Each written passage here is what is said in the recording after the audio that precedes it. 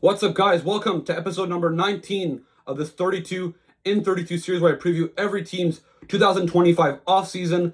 Last episode I did was on the New Jersey Devils, and today's episode is on the St. Louis Blues. All right, so the St. Louis Blues obviously won the Stanley Cup in 2019. They were a team that was very competitive for a pretty long period.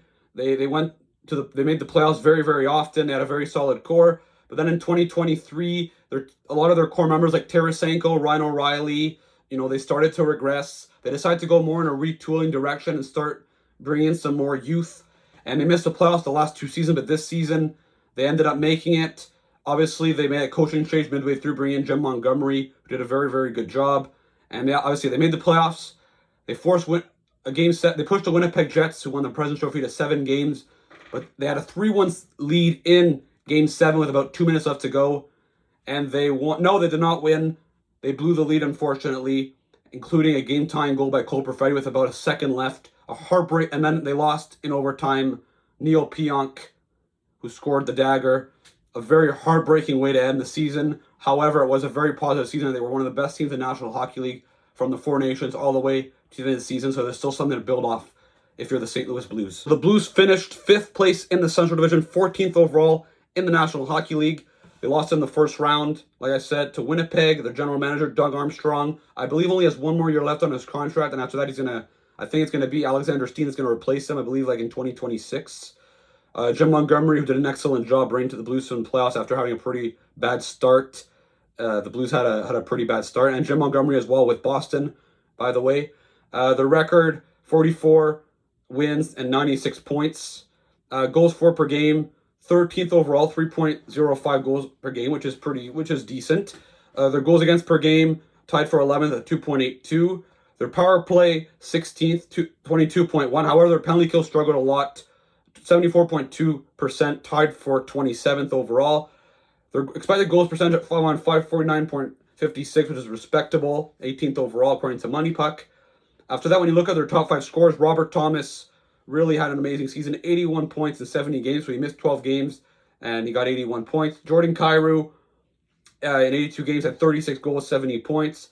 Obviously, as usual, those are their top 2 offensive players. Dylan Holloway, who they offer sheeted from Edmonton, had an amazing season. 63 points in 77 games, 26 goals. Obviously, a terrific pickup for the Blues. Pavel Buchnevich, in 76 games, had 20 goals, 57 points. And Braden Shen, in 82 games, had 18 goals, 50 points. Obviously, there were some trade rumors with him around the trade deadline. They decided to keep him and ended up paying off. They obviously had an amazing run towards the end of the year. When you look at their goaltending, Jordan Binnington, who was kind of, average all season long until the Four Nations break. He obviously won the tournament for Team Canada and obviously had a very, very strong end of season. And then Joel Hofer, 904 save percentage, 16 wins, 8 losses, and 3 overtime losses. He had a very good record. Joel Hofer, obviously a bit of a younger goaltender, could eventually probably going to dethrone Binnington as the starter down the road. When you look at the Blues 2025-2026 projected lineup as of today, so before all their offseason moves, Buchnevich, Thomas, Snuggerud, who obviously was one of their top prospects who joined the team towards the end of the year and played on the top power play during the playoffs against Winnipeg, so he was pretty impressive. Jake Neighbors, Braden Shen, Jordan Kyrou, Metzer Joseph, Dylan Holloway, Zachary Budzuko had a very, very, very strong second half of the season where he scored a lot of big goals on the power play. He's a guy that is a dangerous offensive player on the power play, especially, as I just mentioned, Torpchenko, Sundqvist, and Walker. After on defense, Cam Fowler was a terrific acquisition midway through the season. He really helped bring an offensive dimension to their defense core that really needed it badly. Philip Broberg, Justin Falk, Darcy and Tyler Tucker, and Nick Leddy. After that, Ned Binnington, Hoffer. Torrey Krug obviously is probably never going to come back again, unfortunately, as well. So it's a big blow, but he didn't play all year anyway, and they still made the playoffs. They have roughly $5 million to spend, so this is probably going to be their team for next season. Only have a couple expiring contracts. Radek Faksa, Ryan Suter, 4 years old, still playing. He's probably going to, you might get, if he still wants to play, you could still get a contract somewhere else. If not, maybe even with the Blues. He was a decent fit there. Joel Hofer on RFA is probably the only guy that's going to get extended here realistically. 24 years old. But he could be a guy that's at risk of getting offer sheet if the Blues sign a guy in free agency and then they have no more cap space because he's a goalie that's promising.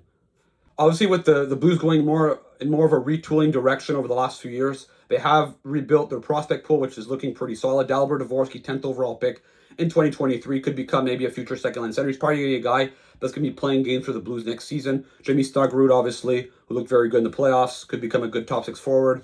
Adam Juracek, 16th overall pick in 2024. He had some big injuries in his draft year.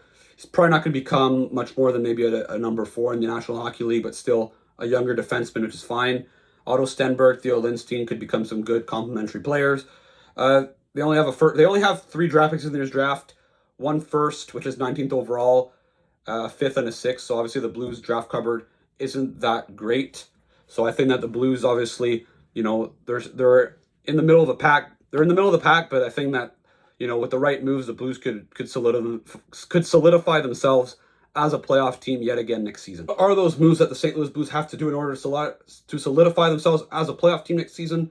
Well, I think that the Blues' big issue, they're a very deep team. 4 lines deep. They roll 3 pairings. They have 2 solid goalies, but they don't really have those high-end stars. Obviously, Robert Thomas, Jordan Kyrou are very, very good first liners, but they don't have like that game-breaking forward. So I think, that's a priority. And also that game-breaking defenseman. Cam Fowler is very good for them this year. Colton Parayko is a very good top pair defensive defenseman, and he has a good shot as well, but he's not like that elite power play quarterback. And obviously some more younger defensemen. Obviously Suter is most likely going to be leaving, but if they re-sign him, he's still an older guy. Parayko's in his 30s, Fowler's in his 30s, Leddy's in his 30s, Falk's in his 30s. They pretty much only have Brower, that's a younger defenseman. So I think that's something that they're going to have to try to do. I could see a world, for example, that they could address their top offensive defenseman by maybe making a swap. There's been rumors of the swap of Kyrou to the Islanders for Noah Dobson. I think that would fill in a need for the Blues. And with all the young players that they have, the young force that they have coming up, that would make Kyrou somewhat expendable. And their long-term needs are kind of the same as well. Because, Dvorsky, Snuggerud, and the other guys I mentioned, they could maybe become good middle 6 guys. In Dvorsky and Snuggerud's case, I think more second line caliber players. So I think that that's still the star defenseman and the star forward is still lacking. Overall, I think the St. Louis Blues are still a pretty solid hockey team. Unfortunately for them, they're playing in a stacked Central Division that has the likes of Dallas, Colorado, Winnipeg, Minnesota that I'm expecting to take big steps and be aggressive in the offseason and improve their team. Utah coming up as well. That has a shit ton of cap space. They're probably going to be aggressive. So already the Blues they're like the 5th or 6th best team probably as of right now. Not to mention the Pacific Division when you have Edmonton, LA, Vegas, and a team maybe like Anaheim that's coming up and Calgary that's still in the mix. The Western Conference is a nightmare. However, the Blues still have a good enough team. They're going to be in that mix. And the question is, are they going to make the playoffs? But obviously, the Blues are going to have to make the right moves this summer if they want to get there because it's going to be very, very difficult. All right, so that puts an end to this video. Let me know, what should the St. Louis Blues do this summer in order to improve their team and get back into the playoffs yet again?